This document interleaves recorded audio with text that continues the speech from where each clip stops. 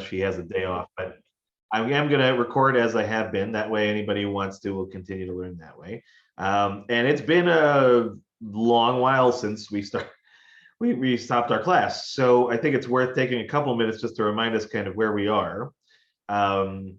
Anything just initially, though, anything anybody needs to say before we jump in?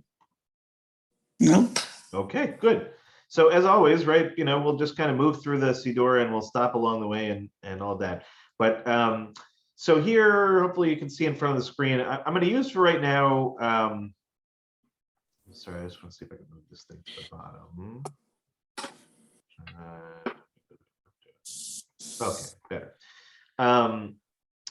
As you can see here, we normally are working in our more familiar Mishkan Tefillah, right? That looks like this. So, if you have the book in front of you, or if you want to look here, I went back to watch the video of the last session that we did together, and this was basically where we had left off, which was in the middle of the Amidah, the sections that are done that are known sort of generally as petitionary prayers, prayers where we're asking God for things that are traditionally not going to be found on Shabbat or holidays, and are replaced. So all of these guys here, as you can see in Hebrew on the right-hand side of the page or on the left, this entire section here on Shabbat basically is replaced entirely by what's called Kedushat Hayom.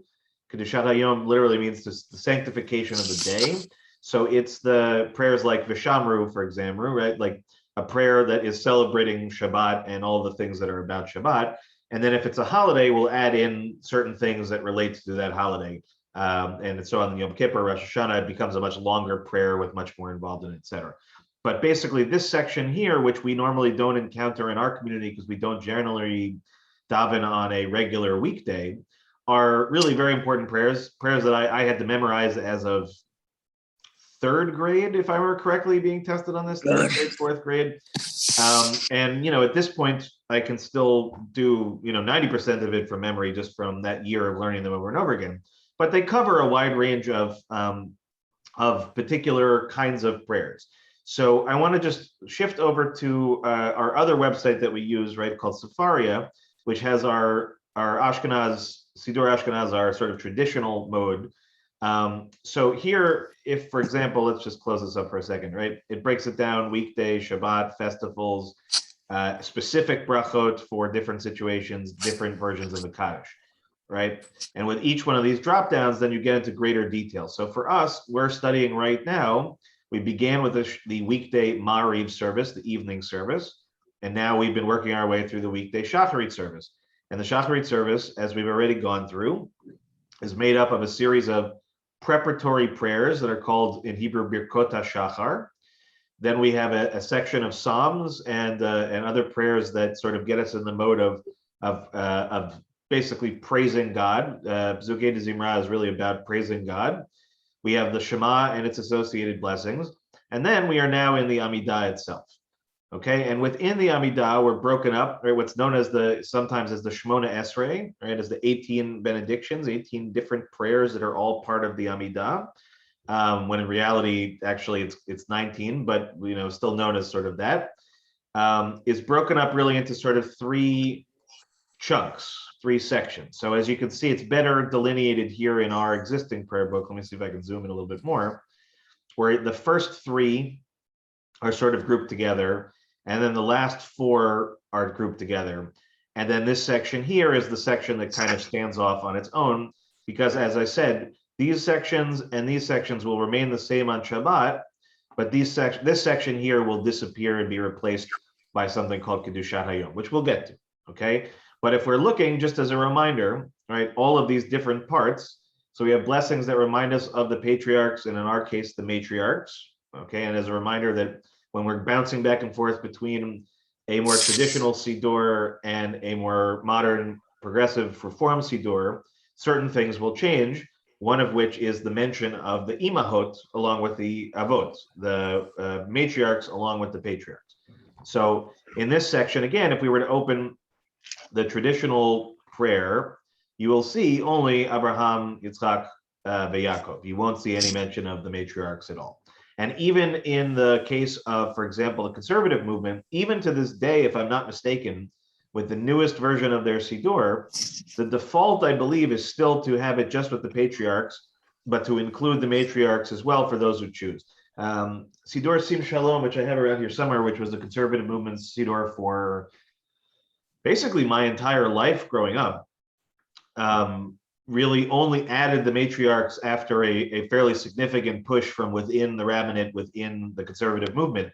But there are still a number of conservative shuls across the country who one would oftentimes describe as sort of conservadox, right? As being conservative, but like conservative from the 1950s conservative. So they basically are unchanged. They continue to stick with just the patriarchs and not to include the matriarchs. In our case, we do. But in any case, if we go back to the Amidah, right? Prayer for the patriarchs, a prayer for divine might, a prayer for the holiness of God, right? These are ways of thinking about these different sections, but right, Gevurah is usually what we talk about in Hebrew here, right? Divine might is we're praising God for being a strong presence in the life of the Jewish people and in our lives personally, right? The Kedusha, in which we are basically celebrating God's holiness. And then we have here beginning the series of petitionary prayers. So we'll just very quickly go through, right? A prayer about knowledge, a prayer about repentance, forgiveness, redemption, healing, prosperity, gathering in of the exiles, which again, just as a tangential point about the sort of interesting tension in liturgy about how much ultimately should change over time based upon changing circumstances. Why might we potentially think that this is a strange prayer to continue to do? Right? If it's a prayer that's about, in particular, the gathering of the exiles to the land of Israel.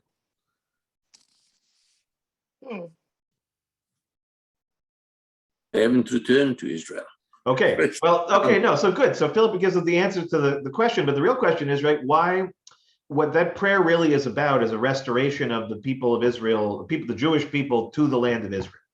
So once the state of Israel comes into existence in 1948, the question liturgically becomes, is there a reason to continue to pray for the restoration of our people to Israel if they're already there? And the answers are generally yes, right? Because as Philip says, this is a prayer very specifically about an ingathering of the exiles, plural, right? As in all of us, not just the people who have emigrated or founded the state of Israel, but literally all Jewish people living all over the world, returning to Israel proper. So this is where we get into one of these places where there is a big theological and philosophical difference between the traditional Orthodox, ultra-Orthodox world and the sort of progressive, reform, conservative to a degree world as well. Although let's leave conservative out for a second and just keep focused on reform, right? And remembering that early reformers, the earliest of them in the 1800s, specifically removed any prayer that was about a restoration of the Jewish people to the land of Israel or restoration of the temple or its sacrifices. At the very beginning, it was almost a complete excisation of all of it, precisely because they didn't really want to. They didn't envision that, right? They envisioned a Judaism that no longer had to have a physical location in the land of Israel in order to continue. Not by the way, not an elimination of a relationship to the land of Israel historically, but simply basically a disavowing of the need to push for moving back there, let alone all of the exiles moving back there altogether. Okay, so sorry, go ahead. Yeah, the Orthodox also in the prayer for Israel, I don't think the Reform say that, Reshit Smichat Gulatenu, the beginning of the flowering of our redemption. So that means that it's just, a pre-Mashiach, right? The beginning. No, but believe it or not, it is in the prayer book. It's one of the anachronisms of the current time period that we live in, right? Which is just so interesting. Because the real question, Philip, actually, and I don't have a copy of the previous prayer books in the Reform movement. I can get one for next week to see whether or not it was included in that generations. But by 2008, largely, I think because of the influence of people like David Ellenson, right, the Reform movement since the 70s has gotten progressively more and more and more and more in line with the idea that Israel, modern Israel, ancient Israel is a core of who we are and needs to be part of our liturgy in its totality, right? But for example, the differences between, slight differences, but significant ones, right, between the purpose of the ingathering of the exiles as being a symbol of also the coming of Mashiach, right? That's where, again, you tend to find the Reform movement, even to this day, having a greater level of discomfort and in many cases a leaving out of. Right, so like you can find that like the word Mashiach 100% will exist within our liturgy, but there are plenty of places in which it's dialed down, if not entirely taken out. So all of this is just basically to say that there is a way of speaking about, right, this idea of gathering the exiles, but like, for example, let's just go.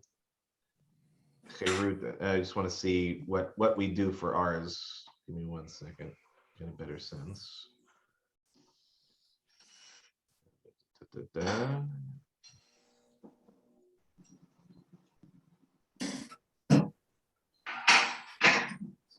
Yeah, okay. So maybe this would be a good time to do a little bit of comparison. So in our prayer book here, this is what would be the prayer of Cherut, right, of the exiles. Now let's open up what we see here. Okay, and let's see how similar they are and what differences we may notice. Let me see if I can get them side by side. We'll see. Okay, so Takaba Shofar L'Cherutenu, right? So Cherutenu, Yachad Me'arbet Kafot Ha'aretz. Right. So basically, you have really almost identical, but not exactly. Okay. So, for example, let's just close this up. Okay, so we have here V'sanes Gadol La'asokenu. Okay, so we're saying V'sanes, nes is a banner, right? To raise up a banner for our oppressed. V'kol dror yishma. Okay, and let a voice of liberty be heard b'arba kanfot ha'aretz. So if we go over here, right, we see V'sanes lekabetz galuyotenu v'kabtzenu yachad me'arba kanfot ha'aretz. So slight difference. Okay, slight difference, but here, right, is a much more sort of generalized universal concept, right, for our oppressed, as opposed to calling them what? What's the difference? Okay, here, what's the noun? In our prayer book, we see, right, we're raising a banner for what group of people? The exiles. No, so in our prayer book, we're looking for a made-up word, really, right, are oppressed. But if we look in the traditional prayer book, which is on this side, we see that the prayer is in fact really about our exiles. Okay, so slight variations, right, but those slight variations speak volumes about actually what the significant differences are between our two different approaches to prayer. So hold on 1 second, I just reorient my screen here a little bit. So for example, I just wanted to see if they gave any commentary to it, but this is the reason why the only way that you would even begin to understand the fact that there is a difference is to, right, you have to sort of be in possession of the knowledge that there is something to be different. Like, does that make sense? So it's sort of a funny reality for a lot of Reform Jews who didn't grow up with any connection at all to traditional Siddur and traditional Jewish prayer, because it's just normal, right? It's just basically, it's the prayer book that you're familiar with. It's what you grew up with. There would be no reason to think that there is anything distinct or that there is any kind of difference, right? But the reality is that if you've grown up in a more traditional environment or with a more traditional Siddur, there are hundreds of these little changes that are made by the Reform prayer book, and they are made with a very conscious, sort of attempt of what kind of emotion or spiritual reaction that they are attempting to elicit. So again, before we think for a second about it, I see a hand, we'll call you 1 second, right? Before we think for a second that this is unusual, right, or even potentially dangerous, right, that our movement has decided that it's going to make changes to the prayer book, we have to remember back to the earliest part of this class, which is to say that the idea that there is such a thing as a single Siddur in our tradition is already a fallacy, right? Even amongst the traditional world, they have a multitude of different ways of approaching a lot of different things. but they're not often big things. They are little things like this: one line, one word, one omission, one inclusion, that if you don't think about it and you're not paying attention to it, you won't ever really see. Right. And that's part of the reason why we're not just going through our prayer book, we're going through also a traditional prayer book, is to draw some of these kind of delineations and things like that. So Bonnie, I saw you had a hand up, so let's go to you. Yeah, I was wondering about if I got my grandfather's Siddur, who is Orthodox Jewish. Yeah. Would I find any similarities? Many, and I would say most.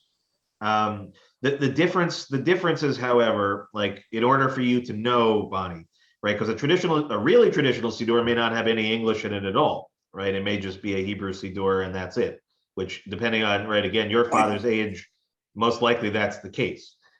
So you would have a hard time finding where to go. But if you were to hand that Siddur, for example, to Philip or to myself, and Anne, I won't speak for you, but possibly for Anne, we would be able to figure out more or less where we need to be in the service, because the basic structures are the same.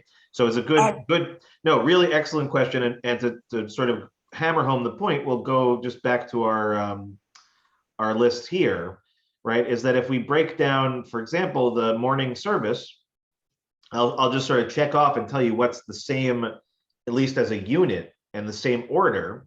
Right? This would be the same, this would be the same, this would be the same, this would be the same. Torah reading, depending on the day, right? Monday, Thursday would be the same, including prayers would be the same. The main differences, honestly, again, are in between, right? That this whole section here, there are three or four things that are additional. There are several things that are changed in our Reform prayer book, but by and large, the structural pieces are the same. So, like, for example, if you wanted to say the Amidah and the only prayer book you had around was your father's, you could find all of those blessings right there. But you might get tripped up every once in a while, because you might come across, this actually happens to me all the time, for the prayer, one of the prayers before we read the Shema in the morning, we sing, actually, the Cantor Lauren brought back a melody that I used as a child, and it's still tripping me up weeks after she started doing it, because there are words that are different. So in my mind, I'm singing them, again, because I learned them almost by memorization. I'm singing them as I know them, but those words don't actually appear on the page. Or, another example would be when I chant the El Mali Rachamim, the memorial prayer that I do during funerals and Yizkor and those kinds of moments. I add in words that are not in the Reform version of it, that refer to Gan Eden, because that's the way that I was trained by my dad, and that's the way I know it, and ultimately that's the way I theologically feel about it, right? So that's why Leon, actually, when he was here, Rabbi Leon, that there were years where there was that extra packet that was made up during the high holidays, because there were all these prayers that basically didn't exist in our prayer book that he wanted to make sure that we were doing. Okay. So anyway, so that, I think, gives us a good amount of background. Anne or Philip, anything else that you wanted to add before we go into some actual prayers? I do want to say something. Can you hear me? Yeah, we can hear you just fine, Anne.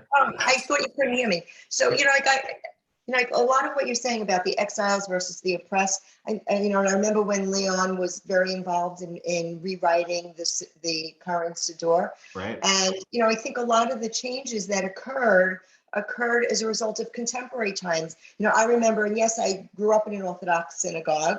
I mean, and there was no, I don't remember if there was English even in the Siddur. I highly doubt it. Yeah, I don't think so. But even thinking about the way that how the Siddur is more gender neutral now, that we've become more, contemporary with the times versus using exiles versus oppressed. And I think that's, keeping it timely is what's important. Absolutely. And I think, the example of what I was saying, I sort of lived through that period of time as a kid in the conservative movement, where they were making a number of these kinds of changes for a sort of more gender inclusive language. And it was, even at B'nai Jeshurun, which was, and still is probably the most progressive conservative shul probably in the country, certainly in New York City. Even there was all sorts of pushback. As soon as they added in the Imahot in the Amidah, there were a whole bunch of old Altacakas who basically were like, this is, you can't change it. It's the way our grandfathers did it. But there are, look, a good portion of our prayer book didn't exist. It only came into existence over periods of time in which it was added. And that goes back to one of our first classes in which we read from Larry Hoffman's book, in which he was sort of pointing out that there were certain periods of time in which there was an explosion of liturgical poetry, even major pieces, like we said, about like Kol Nidre, right? Everybody assumes Kol Nidre has been around since the Talmud or since Moses. It's not. It's a medieval piece of liturgy, right? And it was created in an era in which really some terrible things were going on. Same principle with Unatan Tokef, right? It has an identity attached to the person who created it. So the moment that you realize that there are lots of our prayers that were created in moments of time in which the context of the time in which they were living affected the liturgy, the same principle still applies to the rest of us. It's just that, we as human beings have a tendency not to want to change things that have been a certain kind of way, right? You like your grilled cheese sandwich the way that it is, right? Not a fancy grilled cheese sandwich, right? We have all of that stuff within us. We do it all the time, right? So liturgy is no different. We tend to feel much more comfortable doing the things we're much more comfortable with. But I guarantee you, by the time that the next Reformed prayer book comes around, it will have some radical changes, especially in the realm of gender language, right? Probably the major shift will be that you will see every variation. God will not be referred to as a he, right? All those kinds of things will be, basically a piece of the past, which will mean that by the time that my daughter's generation and my son's generation come up, that will be their normal, right? But for me, that will be a sort of somewhat of a shift. And for previous generations to me will be a radical shift. And that's basically the way that we've always been. And we always have done it, right? Is just, a certain kind of evolution, but at the same time, always tethered to the idea that, as Bonnie's original question, if we kept changing everything, how would we ever know if what we were looking at was really what, had anything to do with our ancestors or our families or our relationship? So it's always about, innovation within a box, I guess is the way I would think about it, right? Is there's always limitations, there's always a fence put around, even outside of Orthodoxy, right? There are just places we're not willing to go. We're not going to put the Shema at the beginning of the service, right? We're not going to read Torah, on a Thursday evening, right? Things aren't going to change in that way for good reason. But when it comes to changing liturgy to better reflect the philosophical and theological ideologies of a movement, that's the reason why the Siddur is such a brilliant and beautiful document, right? And because it gives us that window into, you really actually could learn a tremendous amount about Reform Judaism just by reading and studying, comparing the prayer books. Even if you knew nothing else about it, you would see a remarkable evolution of thought and philosophy and theology just based on all of that. Philip, I think you had something to say. Yes, I'm in a very good position because sometimes in one Shabbat, I can be with the Lubavitch, bang on the table, and the same next Shabbat or the same Shabbat, I could be at a Reformed service. So the question arises, I see the differences every day and very markedly, and they're very, very interesting. They look subtle, but they're very profound. Just in this connection, Orthodox always talks about Israel, etc., the Jewish people. The Reform have now taken from the particular to the general, Ha'olam, Kol Ha'olam. You'll see in many of the prayers in the Reform adding Israel and the whole world, becoming much more inclusive.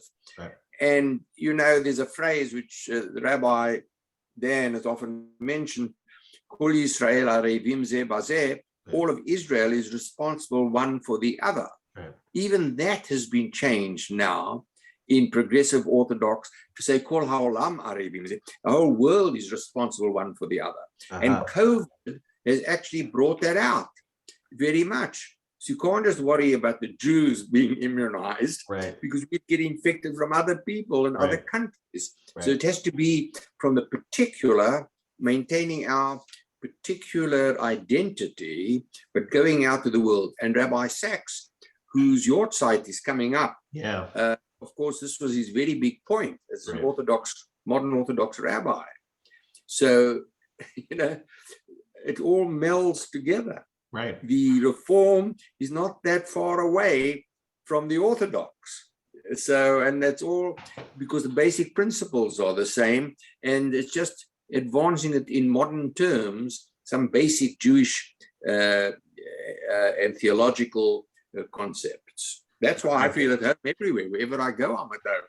Right. I could not agree more with all of that. Like literally everything that you said, Philip, is exactly the way to express it. And look, I feel similarly. If my job did not, understandably expect me to be on the Bima every week, right? If I had my druthers, right, when I go to the city or I go to Israel, right, I tend to actually want to go to a service that's very different than my own, right, or something that's more similar to perhaps the way that I grew up or whatever that was. And not necessarily that I want to live in that space, but simply because it reminds me again of exactly what Philip said, that really the commonalities are remarkably similar. It's just that the differences are the same kind of differences that divide us, as human beings around a lot of different things, right? That, philosophy, theology, ideology, right? We can be very different about how we apply certain prayers and all of that. But I think, Philip, in many ways, if Mordechai Kaplan were still alive, he would be thrilled to hear what you said, right? Which is because, again, that all of these things exist and that, Judaism perpetuates itself in an evolving nature, and that you can still be in one world and another world and find comfort and meaning in both of them and not see them as being in conflict with each other. You don't have to be polarized. I don't tell my Haredim friends that I belong to. I would probably suggest not to, for Shalom Bayit's sake, I think I can understand why that would not be the first thing you'd bring up for sure. But you there are plenty of people, right, that you'll hear about. Actually, a lot of my colleagues, more and more, will study with like their local Chabad rabbi who they become friendly with, right? That it doesn't have to be an antagonistic relationship, and it shouldn't be an antagonistic relationship. It's just, when we think in scarcity terms, right? Every shul is fighting for members, and the local Chabad moves in and steals those members. It creates an antagonistic relationship without it. But the reality is, right, a Chabad rabbi will happily sit and study with a HUC rabbi. They won't say no, they won't. But there are plenty of rabbis, and not to give away my sermon for this evening, in the land of Israel currently, who very much would not, right, and will do everything in their power not to even speak to a Reform person, let alone a Reform rabbi. So the complications are there, but Chabad is not part of that generally. Every once in a while something happens, but by and large, that's not their kiruv idea, their idea of bringing people in, as such. Until 20 years ago, when I moved in to East Hampton, I never set foot in a Reformed synagogue. Right. I mean, I couldn't imagine the circumstances would have made sense for it, Anne, I see your digital hand up, and then Bonnie, we'll go to you. Okay, so 17 years ago, my daughter was bat mitzvah in our synagogue, and we had that gray, I don't know if it was Union, I think it was called, the thin gray Siddur that had like representative Hebrew and was predominantly English. And it said, you might want to, I'm sure Eileen has it's probably Gates of Prayer. Would be, yeah, that's what it was. Yeah, it was very thin. It was. Oh no, it's right. It was called Gates of Gray, is the way it's referred to usually. Okay. Right. And I said to Leon, I said, I want a Hebrew service. I was like, it was so much English that, to me, it didn't mean as much in English as it does, even though I don't understand Hebrew. But isn't that the most remarkable phenomena? Right. Well, that's right. That the Reform movement moved towards a little bit more conservative, in including more Hebrew. And I remember there was a lot of pushback in the congregation. A lot of the people that felt that no, I wanted to be more English, where Leon was more Orthodox. Right. So it be and that was where the Siddur went. But I have a question. Yeah. But I also have a question. Sure. Have there been changes to the Orthodox Siddur? Like, for example, to me, because I grew up in an Orthodox synagogue, So it was the patriarchs, you know, that we pray to, and now we include the matriarchs. Are the Orthodox including the matriarchs at all? What I can't answer to this point, it's a good question. Within, because remember, Orthodox Judaism, you can break down into 20 different subsets, right? Right. Everything from basically what I would call progressive Orthodoxy, which is generally in the States, is things like Chovevei Torah, which is where Alan Levitt's son studied, or YU still, I would say, probably is more in that kind of modern Orthodox kind of mindset. But you can have, the ultra-Orthodox, and within the ultra-Orthodox are 50 different variations of ultra-Orthodoxy where, for example, they wouldn't pray in each other's shuls, right? You try to put like a Satmar Chassid and have them go, to a different shul, they're not going to be comfortable unless they literally had no other option, right? Like they went to another town and then they would kind of figure it out. But yes, each shul has, basically its own minhag more than anything else, right? They do certain things differently than the others. The Sephardim do certain things differently than the Orthodox. But something like what you're describing, right? Like, for example, the inclusion of the matriarchs in the Amidah.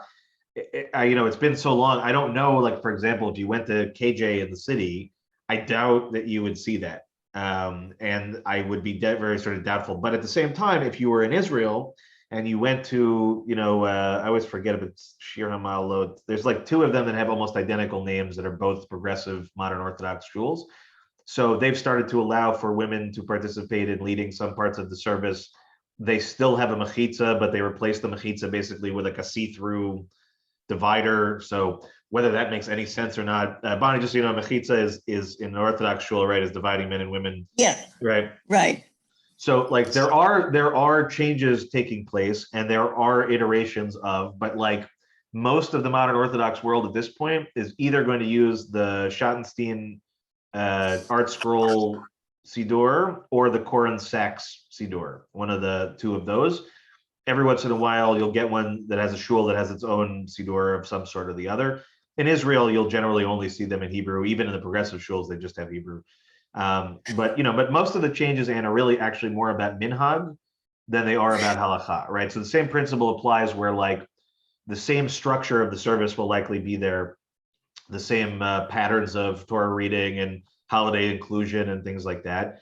But again, if you were to go to a Sephardic shul, you would find several significant differences between that and an Orthodox Ashkenazi one. But if you're asking whether I think there's any chance that you will see egalitarianism represented in the Orthodox world, the only possibility of it would be really an offshoot, right? In other words, something that basically considers itself Orthodox in every way, shape, and form, other than the restrictions placed upon women. And at the moment, I don't see that happening in the next decade, but I wouldn't be surprised if something like that could really take off in the next 20, 30, 40 years. It just really depends. But certainly the Reform movement and the Reconstructionist movement, much more so than the conservative movement, are really the places where you look for innovation in liturgy for the most part. But your ultimate historical memory, right? Your memory of the Bat Mitzvah and what that prayer book was like and how much it radically shifted to Mishkan Tefillah, which again, by this point is now 13 years old, which means it's probably 16 years old in terms of its publication history. So as I said, I wouldn't be surprised if they're not already laying the groundwork for another one. And I think at a certain point, what will stop happening is printing books at all. And you'll basically get a sort of digital version of it that everybody will have on their iPad of some equivalent. And then you can make changes literally every day if you wanted to, every moment, right? You can change the service however you want to.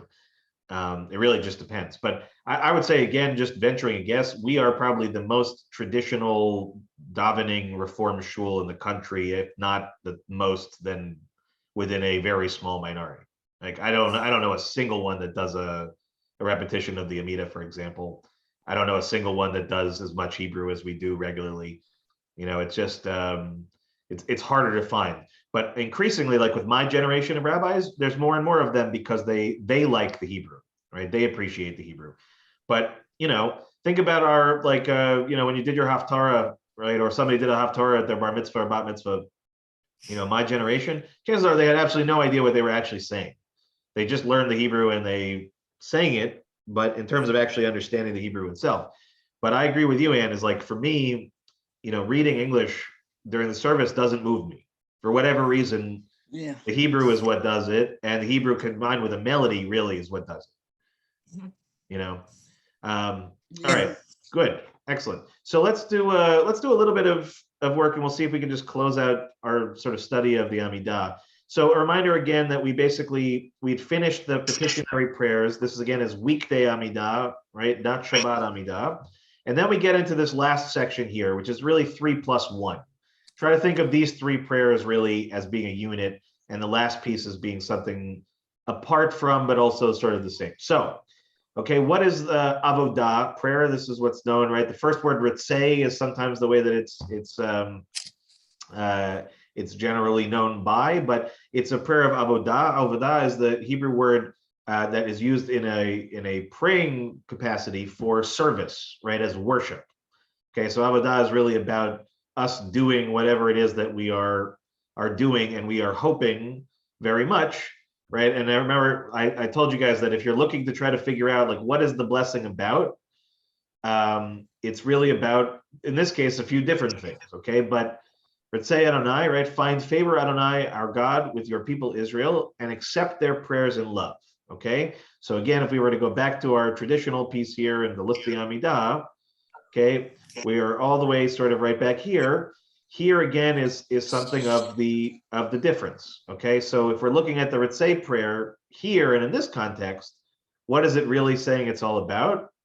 And let's go back for a second. Okay, it's talking about the temple service. Okay, why? Because that generally, Talmudically speaking, rabbinically speaking, when the word avodah is used, it is almost always in reference to the service that was done in the temple, right? And the word avodah, again, in modern Hebrew, is the word for work, right? Lavod means to work, to do work. But it's not just your everyday average kind of work in this context. It's really very specifically referring to the work of serving God. And the way that our ancestors did that was when the temple stood by offering sacrifices. So here again, we have, as Philip was talking about, right, going from the specific to the general or specific to the universal, right, is that early reformers and still current day reform generally does not have an interest in a restoration of the temple, right, or the temple sacrifices or the priesthood or any of it. So keeping that prayer exactly as it is in our prayer book wouldn't really make sense given that philosophy and theology. So this prayer is still building, though, off of the same idea at the very beginning, which is, right, tekabel tfilatam, right, to receive our prayers, okay, with love, with gratitude, okay? So here, same idea, right? We're asking God to be sort of hearing our prayer, but in the end, right, is much more about this idea of returning to the festivals themselves. But for us, right, we're saying, may the worship of your people Israel always be acceptable. God, who is near to all who call, turn lovingly to your servants, shefoch ruchecha aleinu, right, pouring out your spirit upon us, which is seems like a strange phrase, but is actually one of the images that we have of sort of praying for God to literally like standing under a waterfall, right, sort of being overwhelmed by God's blessing. Okay, and to turn us, basically turn our eyes back towards Zion with your compassion. Okay, and this again is a prayer that has already happened, but basically that's what it's really about, right? Right, who then brings and returns God's presence to Zion. So in essence, this is a prayer from the Reform Prayer Book, right, about asking God to accept our prayer. And what is our specific prayer? Our hope that God will return God's presence to the land of Israel. So on the one hand, it is in line with what is sort of traditionally prayed for in the case of the Siddur, right, the Ashkenaz Siddur, right? Right? Same exact ending bracha in both cases, but they get there by different means, right? So in the case of the Orthodox, They are praying for their prayers to be received, that the temple to be restored in Israel, and the temple representing the location of the Shekhinah Adonai, right? The presence of God in the world, in the land of Israel. So the only difference really in this prayer is that for Reformed Jews, theologically speaking, right, we don't think that we need God's presence to reside within the temple. And yet at the same time, we understand that God's presence has a special attachment to the land of Israel and to Zion in particular.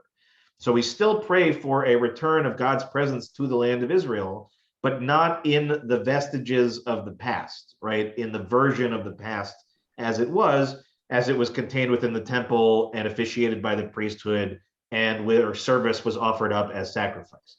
So again, small in terms of what's changed in the Hebrew, but huge difference in terms of why we are doing this prayer and what our mindset is while we are doing it, right? So for example, again, I can have a colleague who may very much want a restoration of the temple and pray for it and do whatever it is that they want. And they're going to daven this prayer with that mindset. Whereas, right, for me, that's not necessarily my particular prayer, but I do pray for a restoration of God's presence in a tangible form to the land of Israel and to the world, right? So it's not that I am not praying for that idea. I simply am not praying to go back to the past. That's the main kind of distinction. And that is an important one because, again, if you talk to an Orthodox person, modern Orthodox, ultra-Orthodox, they will not bat an eyelash. And they will absolutely say this prayer, as traditionally said, with full heart, that they do in fact hope for a restoration, not just of the Jews to the land of Israel, but of God to the land of Israel in the temple as to be built in the place in which God designated it to be built. Okay? B'mahera v'yameinu. Exactly. In the future, but rapidly in our day. Right, which is one of the great rabbinic phrases, while you bring it up, Philip, right? One of the great rabbinic phrases that allows us a tremendous amount of flexibility, right? It's like, we want it to be as soon as possible, but we're going to be realistic that it's probably not happening tomorrow. So while it's not happening, but it's exactly it, right? In our days, we hope to see these things happen in our days. But again, that's the principal kind of idea here. And again, a reminder that this whole section of prayers prior to it, there is some amount of repetition, right? We're hearing this to some degree, some amount of repetition and sort of praying for, restoration of the Jews, the land of Israel, etc. But this is really very specifically from the mindset of how we are meant to worship and how we are meant for God to accept our prayers in place of the avodah that was done in the temple, right? Remembering again that without the temple standing, without the sacrifices offered, the rabbis basically construct prayer as a replacement for temporarily until the restoration of the temple and all of those things can return. It's an interesting question that I think somebody would have to ask of a greater sage than I, but in those days, did we suddenly stop, praying the way that we pray, right? In other words, if the temple was built tomorrow and if the priesthood was reconstituted and if sacrifices resumed, would we continue to still daven?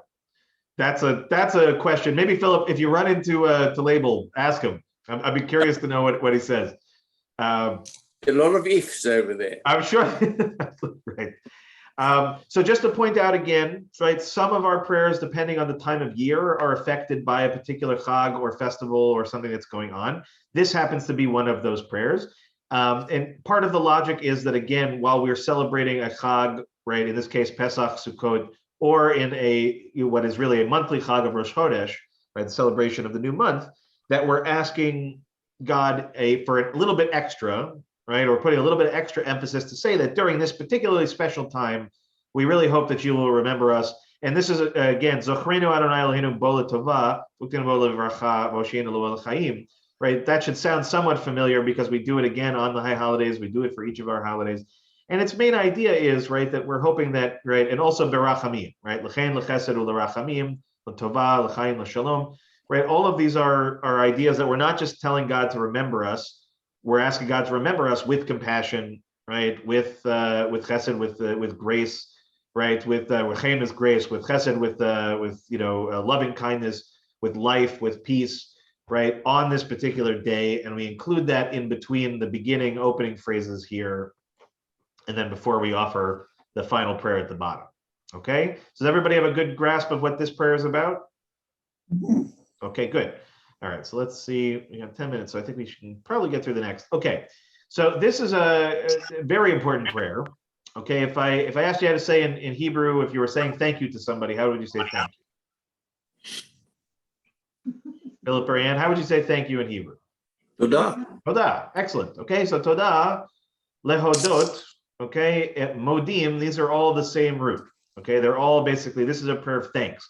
So just for a moment, speaking about choreography, when we get to this particular prayer, the ritual choreography that's associated with it is that we bow from the waist up, not from the knees, at modim anachnu lach, and then we continue all the way to the very bottom. And then when we are doing the closing blessing, I was told that you do that as well. I think there are some varying traditions on that, but here, yeah. So yeah. So in this prayer book, it says just to do it at the beginning, but for whatever reason, I was told when you get to the Chatimah, to the closing blessing, you do the same thing. But unlike the Baruch Hu, unlike the beginning of the Amidah, we don't bend the knees at it. We simply bow from the waist only. Okay. And we say modim anachnu lach, right? We acknowledge, in this case, we say we thank you, God. This is a prayer of thanks, the prayer of hoda'ah. So there are several differences of which we probably won't be able to get into, every detail, but the main idea of it is, here we've had a whole series of prayers, most of it blessing God, some of it asking God for things. So now it feels appropriate that as we're coming to the conclusion of the Amidah, then in the same way, if, again, some of the mentality that the rabbis have as their davening is that you're speaking before the king, right, or the queen or the monarch, right, to treat it as like the most powerful sovereign of your generation. That if you go through this whole process of supplication, of asking and beseeching God for all sorts of things, right, what would be an appropriate thing to do as that time is coming to a conclusion, right, is to bow in thanks and in gratitude for listening to our prayers of supplication. Okay, so it's really a prayer again of thanking and acknowledging. Here we get again the motif of magen, right, of a shield, of tzur, of a rock, right. These are the sort of images that we see recurring through a lot of liturgy and a lot of actually where it's drawn from is the Torah, right? Adjectives to describe God's effect on us and God's sort of one of God's characteristics or several of them. Okay, now here's where there is another element of it, which is about miracles. Okay, so al ha-nisim, right? Ve'al nisecha, right? This word nes, which actually just came up before, which can mean a banner, but also is the word that we use for a miracle. So if we were familiar with this word from another context, what holiday would we associate the word nes with? Hanukkah? Very good. Hanukkah, okay? Right? Nes gadol haya sham, like the little thing on the dreidel, right? Al hanisim, the prayer that we sing, all of those things. And as you'll notice, right, sort of right here in the middle of the page, you'll notice that this is another place where actually one pauses on particular holidays to offer a whole nother particular set of prayers that is related to, for example, the holiday of Hanukkah, or in the case of Yom HaShoah, or in the case of Yom HaAtzmaut, or in the case of Purim. Okay, so what is it that we can think of? Why would we be thinking of these prayers in particular, right? Yom HaShoah is a little bit strange, but I think that was a later addition. But certainly Hanukkah and Purim are traditional, right? Why would we say this prayer and associate it with those two holidays and the word nes and the word miracle? Is it because we don't celebrate it every day? I mean, I'm just trying to. Say it a little bit louder, Ann, so I can hear you. Is it because we don't celebrate those holidays every day? That's a good, uniqueness. That's a good answer. But, think really simpler than that, right? What is the holiday of Hanukkah about? What's the story of Hanukkah about, Bonnie? The lighting of the candles, and Right. the oil. And what's the word that we would associate with the fact that that all happened? Like Miracle. Excellent. Okay, that a miraculous thing took place. And what is a miracle? A miracle is God's direct effect in the world. Okay, when it comes to thinking about it from a rabbinic standpoint, right? When we talk about a nes is very specific. A miracle is not, the Giants winning the Super Bowl, even though that's somewhat miraculous in some ways, right? A miracle is the parting of the Red Sea, Okay, a miracle is the light of the oil lasting 8 days when it should have lasted 1. Okay, in the case of Purim, right, a miracle is the fact that the Jews were not obliterated, right? And then in the end, the opposite happened to their oppressors. So, and obviously, as you go into the more modern things, Yom HaShoah, that is actually throwing me off a little bit because I really don't remember why that would be the case. But Yom HaAtzmaut obviously makes sense, right? That there is something miraculous about it. But of course, the irony being, right, in Purim's case, God isn't mentioned once in the Megillah. In the case of Yom HaAtzmaut, God is certainly not the one that was fighting at Latrun, right? But at the same time, from a religious standpoint, none of those miraculous things would happen without God's involvement. So we do, basically, when we do this prayer, we have the idea of we're thanking God basically for really, in effect, kind of daily miracles, right? The miracle of life, the miracle of us, the miracle that all of this works. We thank God for being that sort of constant presence for us. And then, of course, we end really with, as I said, gratitude. Thank you for all of these miraculous things.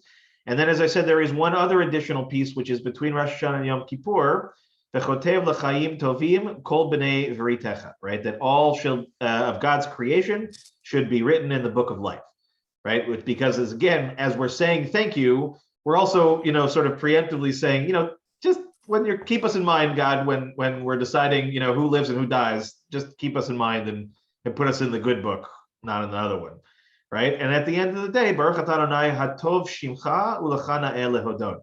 So here again is an interesting phrasing which appears a lot, right? Tov shimcha, right? God's name is a very, very, very powerful thing within Judaism as a whole, right? How we use God's name, when we use God's name, when we don't use it, right? All the conversation we've had in other classes about vows and why they're so powerful is because we're invoking God's name. So it's one of the ways in which we basically are saying it's not about God's name per se. It's about God's reputation, right? God's identity as it is known to human beings, right? Hatov Shimcha means, right, that your brand really, right, your godliness is good, and you are ultimately worthy of thanksgiving. Okay, so really the Hoda'ah prayer is a prayer of thanks, but it's also something of a, again, if we're using the image of the supplicant coming before the sovereign, it's not a bad idea to also say something nice about the sovereign also, right? You are glorious and, appreciated, and please don't chop my head off kind of thing, right? So there is a certain amount of theatricalness to it, and it's not by accident, okay? So let's see if we can just get through the last prayer here as a sort of wrap up. So this is one where we get a change, and I just want to show it here. Afternoon time, evening time, we say a prayer called Shalom Rav. So when we get to our services tonight, right, this is the one we'll be most familiar with, and we sing it in different kinds of ways. In our case, we actually don't, unless the cantor sings it specifically, because our prayer is silent. Okay, so you'll be less familiar with Shalom Rav, but every once in a while, cantor, will sing Shalom Rav al Yisrael Amcha Tasim Leolam, which is a very beautiful melody. But same idea basically is this is a prayer for peace, okay? And then of course, Rosh Hashanah and Yom Kippur, we get an additional piece here in which we're asking really, for life and peace and blessing and prosperity for all Israel, so on and so forth. Next week, we'll go back and look at some of the traditional things to compare. I just didn't have really time to get through it, right? And we say, Baruch atah Adonai merech et amo Yisrael b'shalom, right? That God blesses our people, Israel, with peace. So we end basically, right, really in 3 places with this last 3 blessings here, right? We ask God to receive our prayers in love, right? Our prayers as a replacement for the service of the temple, and we hope and pray for God's restoration of God's presence in the land of Israel. We offer thanks and gratitude to God for all of the things that God has done for us personally and for our people throughout history, especially as it relates to miracles. And we ultimately pray to God and we thank God for creating peace and for being a source of peace in our world and for blessing us through this idea of peace. Okay, and as a conclusion, and this is where we'll pick up next week. That was right. So morning time, we get Sim Shalom, which is again much more familiar to those of us for Saturday mornings. Okay, and so the theme is the same. The words change again because the timing of the day is different. Right. So, for example, right, truly through the light of your presence, if you're talking about right? Light, or panecha, doesn't make sense to be talking about light at nighttime. Okay, so that's why the rabbis for certain prayers will create a variation between, but the theme remains the same. It's still a prayer about shalom in both cases. And the ending is still going to be the same. Okay. Now, last, which I just want to touch on, and we'll go into greater depth next week because it's really fascinating, is this additional piece, which is debated as to whether it is part of or a sort of concluding tack on. But Elohai Natsur is basically what's meant to be a private, personal prayer. And it's a prayer that is taken from, I'm always forgetting which rabbi, it says it here. Yeah, Elazar. So this is what we're going to study a little bit next week from the section Brachot in the Talmud, is that there is a discussion amongst the rabbis about how they concluded the Amidah. So at a certain point in history, each of the rabbis would have had their own version of this, right? Is a private prayer that they would conclude the Amidah with. And it was just decided at some point that rather than having that it was more beneficial, ultimately speaking, to have a fixed prayer, one, however, that speaks to, the personal realities that we all face. And so it's an important part of the equation that, the Amidah, again, depending on the time of day and depending on the circumstances, is either done completely silently, or it's partially done silently with what's called the Hechek Kedusha, right, where the first three sections are done out loud, the Kedusha is done out loud, and then the sections in between are done silently, and then there is a pickup at the end. And then there is a version like what we do on Saturday mornings, where we basically do the entire thing, the Chazarat HaShatz, the repetition of the entire Amidah from beginning to end. But in each of these cases, there is a sort of, it's not a tension, but you're meant to sort of be both communal and personal at the same time. And so that's part of the reason why we have the Chazarah here, the repetition of the Amidah, is to give a silent opportunity for people to do silently, and then also an out loud version so that people who, for example, can't pray the prayers on their own the way that they would like to and need somebody to do that for them, which is the main idea of the Chazarah, right? Is that not everybody is fluent in Hebrew, not everybody is fluent in prayer. In this way, they are Yotzei, they are fulfilling the obligation because they've heard the blessings and they've said Amen in response to them. And it's also a learning opportunity, right? The best way that anybody learns how to pray is by praying and hearing prayer. And, again, it's a remarkable thing to me, just as a last word before we end. One of the great points of pride, not for myself, but for the community that we have built together since I've been here, are the number of people who are now involved and have become involved regularly, especially on Saturdays, who when they came knew nothing, knew not a single prayer at all, and who now are at the point in which they are familiar with almost the entire service, if not the majority of it, in which they can pray numerous parts of it. And that's largely because they came, for lack of a better term, religiously, right? To do it week in, week out, week in, week out. And that really ends up actually having a real significant impact on one's ability to pray the prayers themselves. And I think for me, it's one of my goals is to continue that kind of work for all of us, and why this class I think is really a helpful, a joinder, because every time that not just do we learn the words, but we learn the intention behind the words, right? The combination of all of those things together is what really leads to a deep spiritual practice and experience. And if you only have one or the other or neither, it's a bit like asking a person with a blindfold on to play basketball. It just, it doesn't feel like it's just realistic or fair. And you want to put the Oseh Shalom at the end? Oh, yes. Yeah. No, actually, great. Excellent last point, and a good place for a last drasha. Right. Right. That shows you. There it is. That tells you everything. Right. Okay. So between Orthodox and Reform, right, and two words over there. Yeah. I'll call you Shvei Tevel. Right. And all the inhabitants of the earth, not only Israel, right, but those four words are added right in the Reform that are not present, which moves from the particular being Jewish to a world, integrated world, which is very. So if everybody has 30 seconds, I'll give you one last additional piece to this, because it's one that I find really quite fascinating. So I continued, Rabbi Leon had started the practice of using it. I grew up with this when it came about, as my rabbi started to use it, and so I continued it. And very early on, probably the third or fourth service that I led here, I sort of realized it was important to kind of talk about this and to explain why it is that this universalizing of this prayer, as opposed to particularizing it, has a certain kind of sense to it, which is just as Philip was talking about before, right? What has the pandemic taught us is that, generally speaking, right, that there are times where it's specific to us and to just the Jews and to our own world and all of that. But there are things like peace, for example, that require basically an understanding that peace can't really exist for one group and not for the other, right? If shalom is based out of the idea of wholeness or a completeness, in order for there to be completeness, in most cases, when you're talking about shalom, there really needs to be a universal shalom, right? Everybody needs to be able to experience that shalom for it to be real. Now, here's where the distinction comes in, though. I do not say it when Oseh Shalom appears at the end of the mourner's cottage.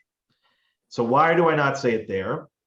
Because the mourner's cottage is a specific prayer that has to do with, right, the people of our community or the Jewish people as a whole, and the loss of life specific to our community and to that. It is not a prayer about remembering the entire world's dead people. It's about remembering our dead people. So to include it there, which the prayer book does and I omit, to me doesn't make the same kind of sense. I can't rationalize it in the same kind of way. And it's why it's important that there are some prayers that remain specific and direct and detailed, and that there are some prayers that we can look towards to be slightly more universal in their application. But it's still a debatable kind of concept as to whether or not it works. And I've been questioned by it many times about my reluctance. Actually, I was talking to Brad about it once while we were walking in Yerushalayim to Rabbi Leon's house for Shabbos dinner while we were there, which was really an amazing conversation. And he pushed me on it in a few places, which I thought was really interesting. But in any case, certainly it's if you wanted to understand the distinctions, this is the great place to start, right? Is one inclusion of a few words changes the entire prayer, almost radically so. Also goes from ancient to modern internationalism, etc. Like that. It's a very, very meaningful difference. Right. So, Dan, is there any book that has been written comparing the Orthodox with the Reform? So and the rest? It's an excellent thing. The closest one that I'm familiar with, because in the Orthodox world, there would be no reason to write it, right? So they would never write that book. In the Reform world, though, my professor, Larry Hoffman, who was a professor of liturgy, Dr. Rabbi Larry Hoffman, so he wrote a book, a series of books, really a compendium called Minhag Ami, My People's Prayer Book. And if I remember correctly, the way that it's structured is that it specifically will point out where there is a variation. And I think they have different people writing about what's distinct from. It's a huge collection because it's basically for each different prayer service, there's a different book. Let me see if I can dig up one of my copies and see if I'm correct about that. And if so, I'll send you the information about it. But the comparison between the Orthodox and I don't Reform. think anybody has done it as a systematic academic thing. It's a really, it would be fascinating if they had. Leon to do. Leon. Yeah. You know what? Send him an email. I mean, something tells me the guy has no free time ever. Get him, I suggested it. Oh yeah, no, I miss him. I really hope, we'll either we'll see him there or he'll come here in some form or the other. But That was an excellent question because I've always thought about it because I knew that I didn't grow up with it. But can I ask a crazy question? We love crazy questions. The doors, do they republish the books? Like, do they do updated copyrights of it, or they don't have to? Oh. So generally speaking, when it comes to, for example, the Hebrew prayers, I don't think anybody can own copyright to those. Right, but if they're rewriting the books, like our Siddurs have been updated and without a doubt. Our current Siddur Mishkan Tefillah is 2008, if I'm not mistaken. And I think that they started working on it in like 2004, 2003. And the Reform movement in America, I think, has had 5 different books, including this, because like the Union Prayer Book from 1917 was around until like the 60s. And then I think Gates of Prayer replaced it. And then I think they updated Gates of Prayer at some point in the 80s to be more inclusive of certain things. And then Mishkan Tefillah. And then I think like I said, my guess is if they're not already working on a new one, it probably will start sooner than later. But I think at some point somebody's going to ask the question as to, shouldn't we just make the text editable and let every congregation make their own one or adjust it as they want to or whatever? But, and I think actually the pandemic probably will have accelerated some of these things also, because a lot of congregations have sort of switched to what they call visual tefillah, where they basically will put a slide up like on a PowerPoint and they'll put up the words on the screen.